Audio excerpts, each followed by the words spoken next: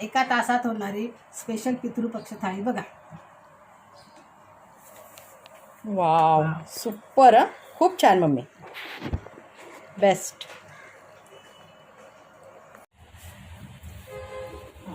ताई मी आज ना खीर बनवते तांदळाची.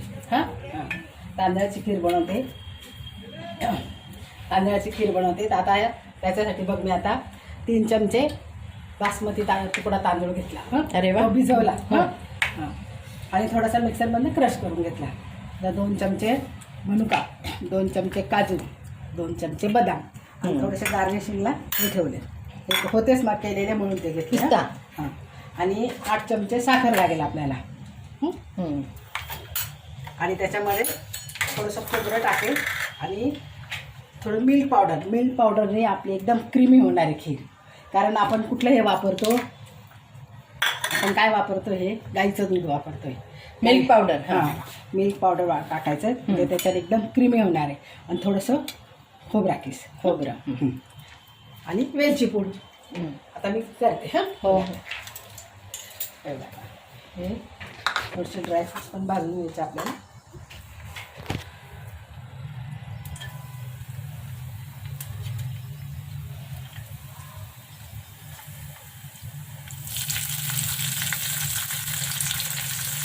काजू, बदाम, मनुके. नुसतं वरून टाकेल गार्निश. थोडंसं परतून घ्यायचं. 2 चमचे तूप टाकलं त्याच्यामध्ये. हां 2 चमचे तुपामध्ये हे बघ 2 चमचे तूप टाकलं. 2 चमचे तुपामध्ये परतून घ्यायचं. ते थोडंसं परतलं, मनुके जरा आपले फुगले मग लगेच हे परतायचं त्याच्यामध्ये.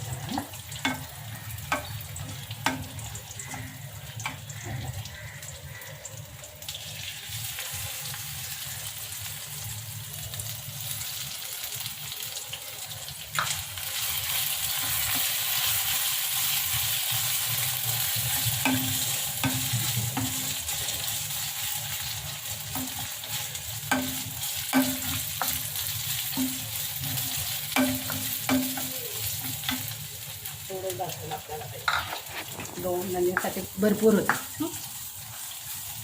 आता हे झालं का त्याच्यामध्ये हे चांगलं परतून झालं का याच्यामध्ये दूध टाकायचं. दूध टाकायचं आणि थोडं शिजले तांदूळ आपले मग त्याच्यामध्ये साखर वगैरे टाकते. मग हो करायचं. आता झाले आपले तांदूळ पण नाही परतले गेले चांगले. आता दूध टाकायचं याच्यामध्ये.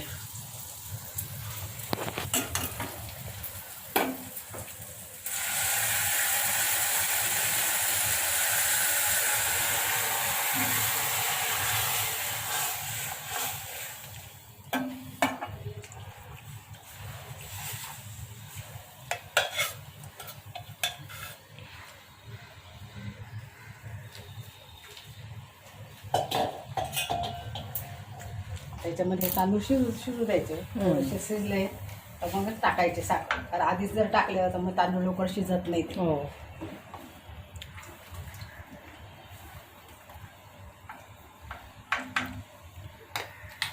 कुठली खीर ही? तांदळाची खीर, बासमती राईस ना? बासमती राईसची. आता याच्यामध्येच थोडी मिल्क पावडर आणि 2 चमचे खोबरं टाकतात. मिल्क पावडरने एकदम क्रीमी होते कारण आपण गाईचं दूध वापरतोय ना. त्याच्यासाठी हे पण वापरतात. म्हशीचं दूध फॅट फ्री असतं हे, हां गाईचं पण दूध. ते मला नाही आवडत त्याचे. ते गाईचं बेस्ट. हां गाईचं बेस्ट असतं. एकदम क्रीमी आणि छान होते त्याच्यामुळे. टाकते मी.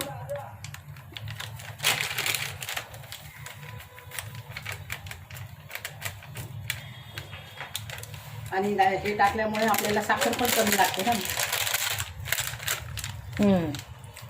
काय टाकल्यामुळे?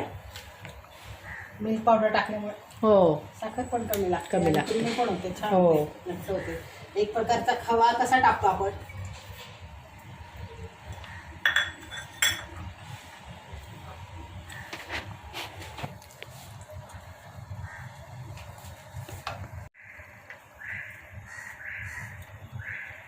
हे बघ आता आपले तांदूळ पण शिजलेत बघ मस्त एकदम.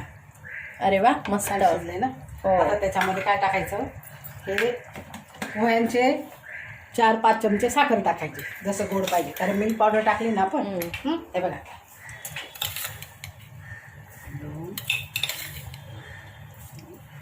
4 चमचे साखर. वाव.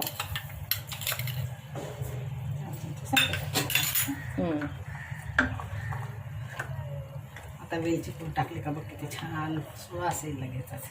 ही वेलची पूड बघ मी करून ठेवलेलीच आहे. मी काय केलं होतं ताई, 15-20 वेलच्या तव्यावर भाजून घेतल्या आणि साखर टाकली त्याच्यामध्ये. ते वेलची गार झाली का साखर टाकायची आणि त्याच्यामध्ये थोडंसं जायफळ किसून टाकायचं आणि मिक्सरमध्ये करून ठेवायचं.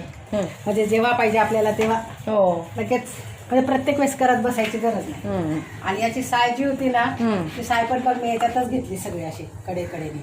तर अजून क्रीमी झाली आपली बघ खीर. हो, मग किती छान दिसते आता. Texture, creamy texture. Creamy texture आले ना आता. आता आपण सर्व करू आणि दाखवून. आता बघ मला अजून उडदाची डाळ मी दळून ठेवली. आता वडे करायचे मला अजून. अरे वा, मेदूवडा. मेदूवडा करायचा. रोल करून ठेवला आहे आळूचा, तो फ्राय करायचा आहे. आणि सगळ्या भाज्या पण झाल्या माझ्या करून सगळ्या. आता फक्त मी पटकन दाखवे, पुऱ्या करेल आणि ते तळताना दाखवते मग. हे बघ आता मेदूवडा तळून घेते आता मी. वाव, मेदूवडा करायचं का? पुऱ्या झाल्या. त्याच्यात लगेचच अळूचे हे वड्या पण तळून घेतल्या त्याच तेलामध्ये. तर त्याच तेलामध्ये मी वडा पण करून घेते.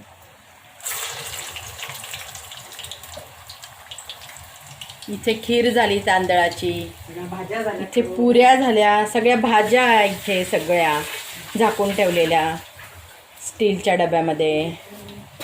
इकडे मेदूवडा, इकडे अळूवडी.